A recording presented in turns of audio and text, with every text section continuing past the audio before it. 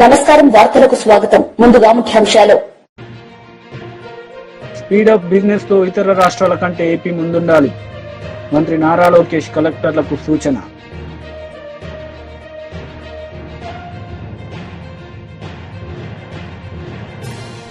మాజీ మంత్రి Harish Rao press meet. CM Revanth రెడ్డిపై ఫైర్.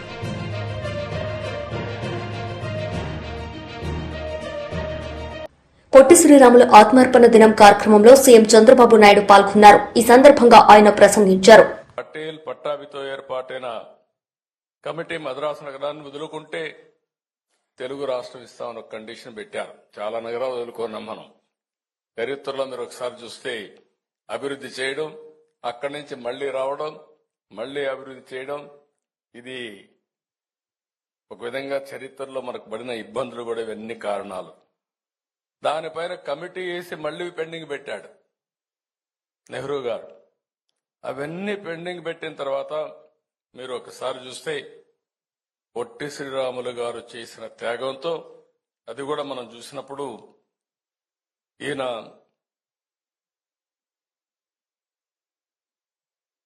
చాలా ఆ వ్యక్తిని గురించి కూడా ఒక్క నిమిషం మనం ఆలోచించుకోవాల్సిన అవసరం ఉంది.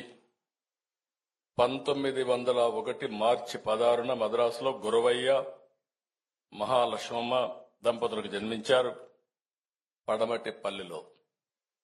ఆ పల్లి ఇప్పుడు కూడా మీరు చూసినప్పుడు ఆ డీటెయిల్స్ అని చూపించారు కానీ చెప్పలేదు. స్వాతంత్రం కోసం పోరాడాడు. సామాజిక ఉద్యమంలో పోరాడి ఎవరైతే షెడ్యూల్ కులాలున్నారో ఆ రోజుట్లోనే వాళ్ళ హక్కుల కోసం పోరాడినటువంటి ఒక సామాజికవాది, మానవతావాది పొట్టి శ్రీరాములు గారని చెప్పి కూడా నేను మీకు తెలియజేస్తున్నా. ఆయన ఈ దీక్ష చేస్తే ఆ రోజు నెహ్రూ టెలిగ్రామ్ పంపించాడు దీక్ష విరమించమని. కానీ ఏ మాత్రం కూడా వినకుండా ఆయన చేసిన తర్వాత ఉద్యమం వచ్చింది. ఆ ఉద్యమ ఫలితమే మనకి ఈరోజు రాష్ట్రం వచ్చే పరిస్థితికి వచ్చింది. ఇంకొక పక్కన మీరు చూస్తే ఆయన చనిపోయిన తర్వాత తెన్నేటి విశ్వనాథం శాసన మండలి సభ్యుడు, ఇంకొక పక్క సీతారామయ్య కేంద్ర వైఖరిని తప్పుపడుతూ అప్పుడు రాజీనామాలు చేశారు. దాంతో ఓసారి ఉద్యమాలు చూసినప్పుడు మీరు ఒక విచిత్రంగా ఉంటాయి. ఒక ఉద్యమం చేసేటప్పుడు ఒక్కొక్కరుగా రాజీనామాలు చేసి ఇలాంటి రాజకీయ పరిణామాలు కూడా తోడైతే ఉద్యమం తీవ్రమవుతుంది. దానివల్ల పాలకులు దిగొస్తారు. ఆ విషయం వారు చేసే పరిస్థితికి వచ్చారు. ఇవన్నీ చేసిన తర్వాత ఉద్యమ తీవ్రతను గుర్తుపెట్టుకొని ఒకటి పొట్టి శ్రీరాములు గారి త్యాగం, తర్వాత ఉద్యమం, ఇవన్నీ గుర్తుపెట్టుకుని 1952 డిసెంబర్ 19న ఆనాటి ప్రధానమంత్రి నెహ్రూ గారు దిగొచ్చి ఆంధ్ర రాష్ట్రం ఏర్పాటు చేస్తామని అనౌన్స్ చేశారు. అది చరిత్ర. అక్కడి నుంచి మీరు చూస్తే రాష్ట్రం వచ్చింది. నాయకులు ఏం చేయాలని ఆలోచించారు. మళ్ళా విడిపోయారు. కమ్యూనిస్టులు విజయవాడ కావాలన్నారు రాజధాని. సంజీవ్ రెడ్డి గారు వీళ్ళంతా కలిసి మాజీ మంత్రి కాకాని గోవర్ధన్ ప్రెస్ మీట్ నిర్వహించారు. ఈ సందర్భంగా ఆయన మాట్లాడారు. ఇలా తీసుకోబాకండి, ఆ పక్కన తెలుగుదేశం వాళ్ళు కూర్చొని నామినేషన్ తీసుకోండి అంటే తీసుకోవాలా, ఎవరన్నా ఉంటే వాళ్ళు తీసుకున్న నామినేషన్ చించేస్తే గమ్ముకోవాలా. పోలీసులు ఏదైనా మాట్లాడితే నేరుగా జీపీకి ఇచ్చండి, తీసుకెళ్లి పోలీస్ స్టేషన్ లో కూర్చోబెట్టండి అని చెప్పినటువంటి పరిస్థితి ఏర్పడింది. దానివల్ల వదిలేశాం. ఎన్నికల అధికారులకు అసలు సెక్షన్ లేదు, అసలు రూల్స్ తెలియదు. ఏ విధంగా నామినేషన్ తీసుకోవాలో, ఏ విధంగా ఎన్నిక జరపాలనేటువంటిది కూడా తెలియనటువంటి పరిస్థితి. మొత్తాన్ని ఆ అధికారులుగా కూడా టీడీపీ నాయకులే వ్యవహరించారు. అయితే ఎంత బాధాకరమైనటువంటి విషయాలంటే ఈ సంఘటనకు సంబంధించి హైకోర్టు కొన్ని దగ్గర ఎవరైతే డిమాండ్ చేస్తారో వాళ్ళకి సంబంధించినటువంటి సీక్రెట్ బ్యాలెట్ పెట్టండి అని చెప్పి చెప్పడం జరిగింది. ఆ సీక్రెట్ బ్యాలెట్ లో దాని ప్రకారం ఇందుకూరుపేటకు సంబంధించినటువంటి నెల్లూరు జిల్లాలో కుడితిపాలెం TC12 టెరిటోరియల్ కాన్స్టిట్యున్సీ 12కి సంబంధించి వాళ్ళు అక్కడ ఉన్నటువంటి వాళ్ళందరూ కూడా అధికారులని మీరు హైకోర్టు ఆర్డర్ ఉంది, హైకోర్టు ఆర్డర్ ప్రకారం మాకు బ్యాలెట్ పెట్టండి అని చెప్పారు. సీక్రెట్ బ్యాలెట్ పెట్టండి, అభ్యంతరం లేదు ఎవరి దగ్గర. సీక్రెట్ బ్యాలెట్ ని అధికారులు నిర్వహించి ఆ స్కూల్ బోర్డు మీద రాశారు ఆమారి పాపమ్మ 39 ఓట్లు, మెట్టా శ్రీనివాసరెడ్డి 36 ఓట్లు బోర్డు మీద రాశారు. అక్కడ నిర్వహించినటువంటి అధికారులు ఆ బోర్డు మీద రాసేశారు. ఆమారి పద్మమ్మ అనే ఆమెకి 33 ఓట్లు వచ్చాయి, వైఫ్ ఆఫ్ సుధాకర్. మెట్టా శ్రీనివాసరెడ్డి సన్నా పుల్లారెడ్డికి 36 ఓట్లు వచ్చాయని చెప్పి ఆ బోర్డు మీద రాసి డిక్లేర్ చేశారు. ఆ తర్వాత ఈ సెగ్మెంట్ పోయిందని తెలిసి కోవూరు నియోజకవర్గం పోలీసు అందరినీ, సిఐని, ఎస్ఐని అందరినీ వెంట పెట్టుకుని పోయి అక్కడ ఉన్నటువంటి నాయకులు వెళ్లి వాళ్ళని లాగేసి అధికారులు మీరు ఎట్లా సీక్రెట్ ఓటు పెడతారని చెప్పి చేతులు ఎత్తాల్సిందే అని చెప్పి చేతులు వాళ్ళు ఎత్తకముందే వీళ్ళే తెలుగుదేశం పార్టీకి సంబంధించినటువంటి వ్యక్తులే ఆ శ్రీనివాసరెడ్డి గెలిచినట్టుగా డిక్లేర్ చేసేసారు. ఎన్నికల అధికారి తెలుగుదేశం పార్టీ వాళ్ళు చెప్పినట్టుగా ఆయన గెలిచినట్టుగా ప్రకటించారు. ఎవడన్నా మాట్లాడితే అక్కడ ఉన్నటువంటి సిఐ, కోవూరు సిఐ పక్కన చేరి సిఐలు, ఎస్ఐలు మాట్లాడినట్టుగా అడుగుతున్నారు. అంటే ఈ ఎన్నికలు మీరు ఎందుకు జరిపినట్టు? మీరు నేరుగా నామినేట్ చేసుకుంటే పోయిండేది.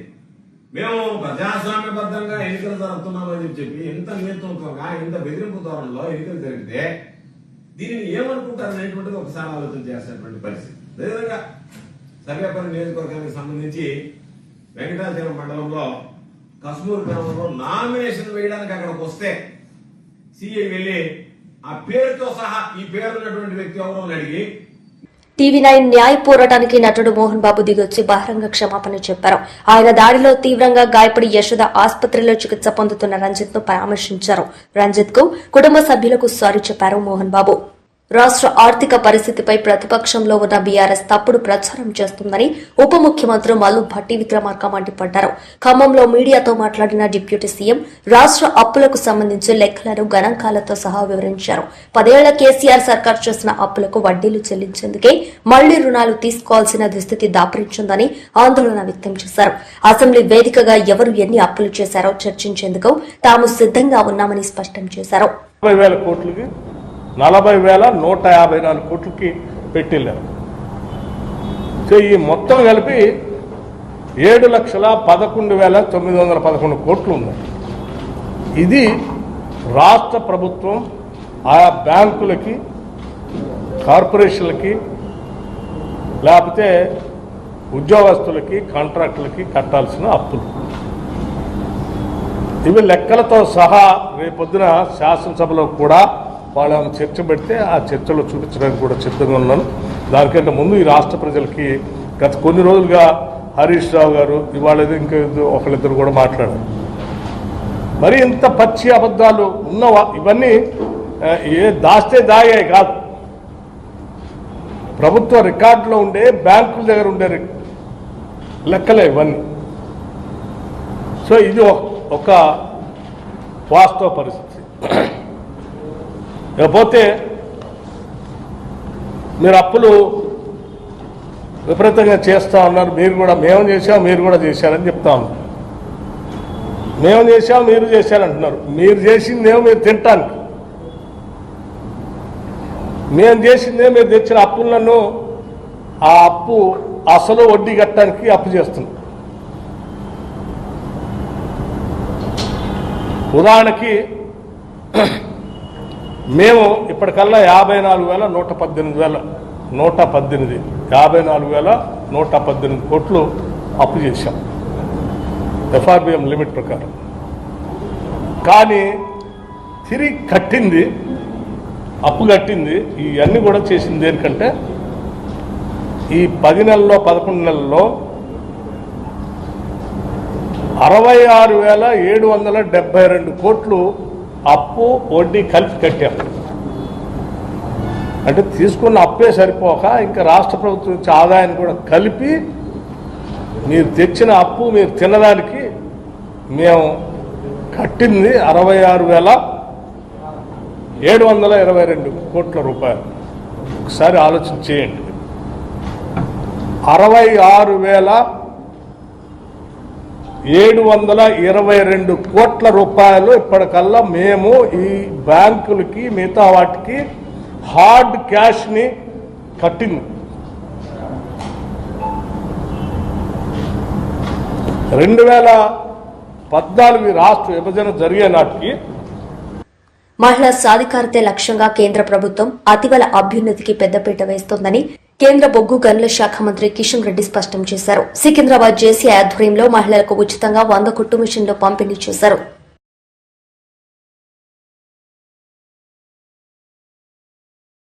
కేసీఆర్ హయాంలో ఉన్న మెన్యూకు కాంగ్రెస్ ప్రభుత్వం ఇచ్చే మెనూకు తేడా ఏం లేదని బీఆర్ఎస్ నాయకులు ఆరోపించారు.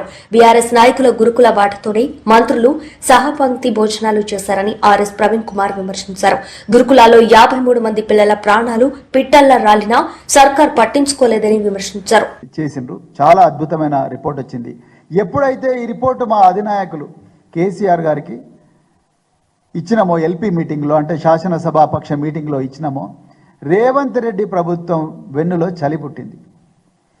గత సంవత్సరంలో 53 మంది పిల్లలు పిట్టల్లాగా రాలిపోతుంటే మొద్దు నిద్రపోయిన ప్రభుత్వం, శైలజ అనే బిడ్డ 20 రోజుల పాటు నిమ్స్లో విషాహారం తిని హాస్పిటల్లో పడితే కదలని ప్రభుత్వం, బచ్చలకూర శ్రీకాంత్ అనే ఒక బిడ్డ 6వ తరగతి బాలుడు 4 రోజుల పాటు వాంతులు విరేచనాలతో భువనగిరి వెల్ఫేర్ స్కూల్లో చనిపోతుంటే కదలని ప్రభుత్వం, అదేవిధంగా 2 బిడ్డలు సాంఘిక సంక్షేమ హాస్టల్లో చనిపోతే కదలని ప్రభుత్వం, పాము కాటుకు గురైతే కదలని ప్రభుత్వం నిన్న మాత్రం ఒక పెద్ద హంగామా చేసిండ్రు.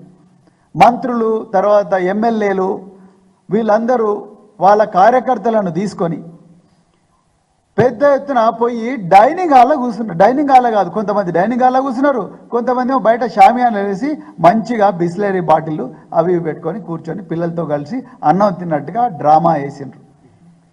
ఒక వనభోజనాల కార్యక్రమం పెట్టుకున్నారు వీళ్ళు, ఒక పిక్నిక్ పెట్టుకున్నారు. నిన్న జరిగిందంతా కూడా కేవలం పిక్నిక్. మీరు మీడియాలో వచ్చిన వార్తలు చూస్తే, అదేవిధంగా మరి సామాజిక మాధ్యమాల్లో వచ్చిన వార్తలు చూస్తే మీకు క్లియర్గా అర్థమైపోతుంది.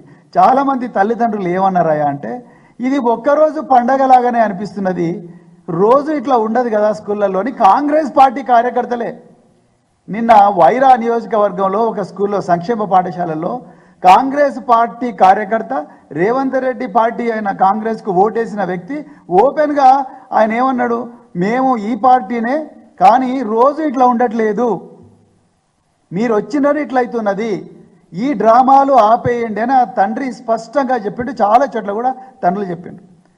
ఈ విధంగా తండ్రులు మాట్లాడతారని, ఈ విధంగా ప్రజలు వాళ్ళ విద్యార్థుల తల్లిదండ్రులు మాట్లాడతారని ఒక 2 రోజుల ముందు ఒక డ్రామా చేసిండు రేవంత్ రెడ్డి. అదేందో మీకు చెప్పాలి. స్కూల్లో ప్రిన్సిపాల్ అందరికీ ఒక మెసేజ్ పోయింది. ఏమని? కేవలం తల్లులను మాత్రమే అనుమతించండి, 2వ శనివారం సెలవు దినము, అందరూ తల్లులు తండ్రులు అందరూ కూడా బిడ్డలు చూసుకోవడానికి వస్తారు. కానీ రేవంత్ రెడ్డి ప్రభుత్వం ఏ మెసేజ్ ఇచ్చిందయ్యా అంటే, కేవలం తల్లులను మాత్రమే రానివ్వండి స్కూళ్ళలకు. ఇది ఎక్కడ న్యాయం? తల్లి తండ్రి ఇద్దరు కలిసి వాళ్ళ పొట్ట చించుకొని పుట్టిన బిడ్డను చూడడానికి, పరామర్శించడానికి నెలకు ఒకసారి పోతారు, 2వ శనివారం పోతారు. ఒక తల్లే రావాలనడం ఏంటి? అసలు ఎట్లా న్యాయం అవుతుంది ఇది? అంటే తల్లిదండ్రులను కూడా విడదీస్తున్నావా నువ్వు? అదొకటి. రెండవది, వేరే వాళ్ళు రావడానికి లేదు. మరి నిన్న ఎంతమంది మినిస్టర్లు ఎంబడి వీళ్ళందరూ పోలేదు? మా బోత్ ఎమ్మెల్యే అయిన అనిల్ కుమార్ జాదవ్ గారిని అయితే ఆయన పేరు కూడా పెట్టలేదు. ఆయన ఎమ్మెల్యే, ఒక ప్రోటోకాల్ ఉండి రాజ్యాంగబద్ధంగా ఎన్నికైన ఎమ్మెల్యే ఆయనను స్కూల్లోకి రానియని పరిస్థితి. అరే, ప్రజలు ప్రజాస్వామ్యబద్ధంగా ఎన్నుకున్న ఎమ్మెల్యే ఆయన నియోజకవర్గం ఉండే స్కూళ్ళకు ఆయన ఓడంట, ఆయన పోకూడదంట, కలెక్టర్ మాత్రం పోవాలంట, ఆయన ఫోటో ఉండకూడదంట, కాంగ్రెస్ నాయకుల బొమ్మలు మాత్రం ఉండాలంట. ఎక్కడి నుంచి వచ్చింది రూలు? అదేవిధంగా మరి నిన్న ముఖ్యమంత్రి గారు చిలుకూరు వేయండు, మొట్టమొదటిసారిగా ఒక స్కూల్ వేయండు ముఖ్యమంత్రి గారు. చిలుకూరు పోయి ఆయన ఎట్లా తిన్నాడు, పిల్లలు ఎట్లా కూర్చోబెట్టుకున్నాడు, అవన్నీ ఇక్కడ చర్చ అనవసరం. కానీ విషయం చెప్పాలి. ఆయన మాట్లాడుతూ ఏమన్నాడు, ఇది అందరూ తెలంగాణ ప్రజలు గమనించాలి. ఎందుకంటే అబద్ధాలే ఊపిరిగా బతుకుతున్న ఈ ముఖ్యమంత్రి గారు నిన్న ఇంకొక పిల్లల ముందర, ముక్కు పచ్చలారని పిల్లల ముందర ఒక చక్కటి అబద్ధం చెప్పిండు. ఆయన ఏం చెప్పిండండి ముఖ్యమంత్రి గారు? గత ప్రభుత్వంలో ఏమీ జరగలేదు ఈ పిల్లలకు, గత ప్రభుత్వంలో ఎప్పుడు కూడా డైట్ ఛార్జీలు ఇవ్వలేదు, గత ప్రభుత్వంలో ఎలాంటి తిండి పెట్టలేదు, కాస్మెటిక్ ఛార్జీలు ఇవ్వలేదు, అందువల్ల ఈ గురుకులాల ప్రతిష్ట అంట పూర్తిగా మంట కలిసిందంట. ఆ అమరజీవి పొట్టి శ్రీరాములు ఆశయాలు కొనసాగిస్తాం, ఆయన ఆకాంక్షలకు అనుగుణంగా ముందుకు సాగుతామని వైఎస్ఆర్సీపీ రాష్ట్ర ప్రధాన కార్యదర్శి ఎమ్మెల్సీ లేళ్ల అప్పిరెడ్డి అన్నారు. పార్టీ కేంద్ర కార్యాలయంలో అమరజీవి పొట్టి శ్రీరాములు వర్ధంతి కార్యక్రమం నిర్వహించారు. ఈ సందర్భంగా పొట్టి శ్రీరాములు చిత్రపటానికి పార్టీ నాయకులు పూలమాలలు వేసి నివాళులర్పించారు.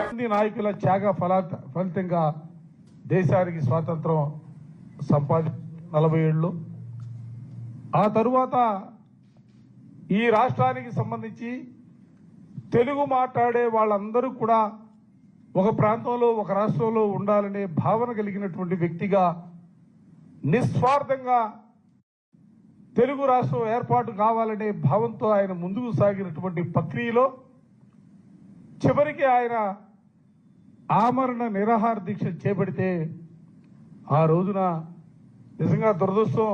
ఎందుకంటే మనం అనుకుంటా ఉన్నాం 1947కు ముందు జరిగినటువంటి సంఘటనలు, ఉద్యమాలు, ఫలితాలు, బాధలు, ఇబ్బందులు అది కూడా మనం అనుకుంటా ఉంటాం, చరిత్రలో చెప్పుకుంటా ఉంటాం. కానీ దురదృష్టం దేశానికి స్వాతంత్రం వచ్చిన తర్వాత కూడా ఒక భాషా ప్రయుక్తమైనటువంటి రాష్ట్రం కావాలని కోరుతూ శ్రీ పొట్టి శ్రీరాములు గారు ఆమరణ నిరాహార దీక్ష చేపడితే ఆ నిరాహార దీక్ష ఉపసంహరించడానికి, ఆయన్ని బతికించడానికి ప్రయత్నం చేసినటువంటి పరిస్థితులు కూడా లేవనేది చదువుకున్నప్పుడు, నిజంగా చరిత్ర చూస్తున్నప్పుడు, చదువుతున్నప్పుడు నిజంగా కొంత బాధ కలుగుతున్నటువంటి పరిస్థితులు కూడా కనిపిస్తూ ఉన్నాయి.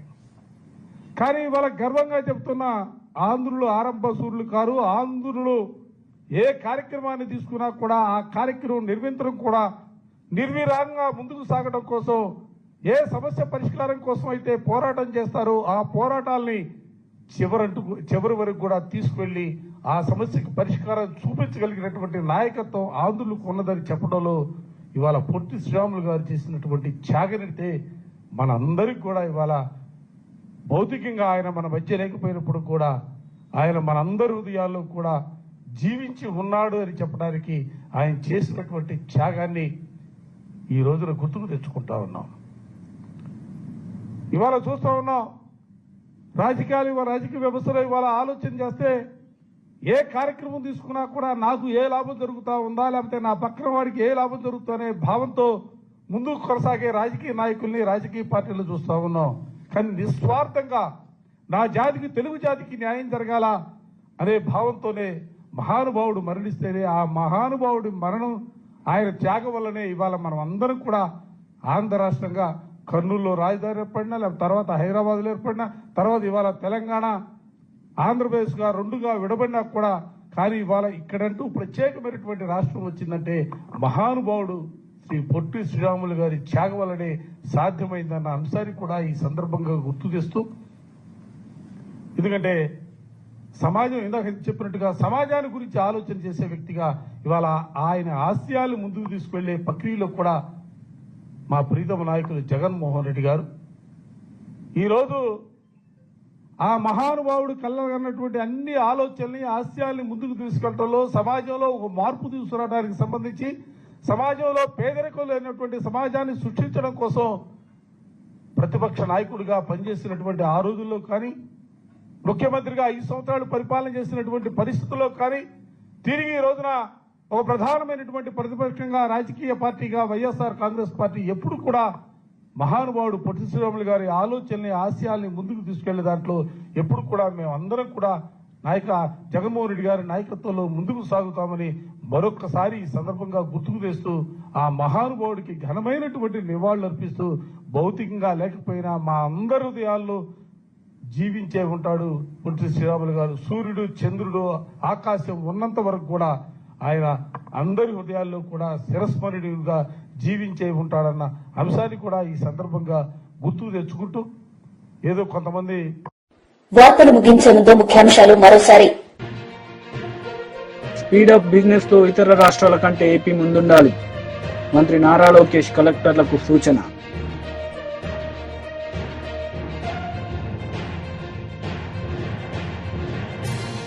మాజీ మంత్రి Harish Rao press meet, CM Revanth రెడ్డిపై ఫైర్.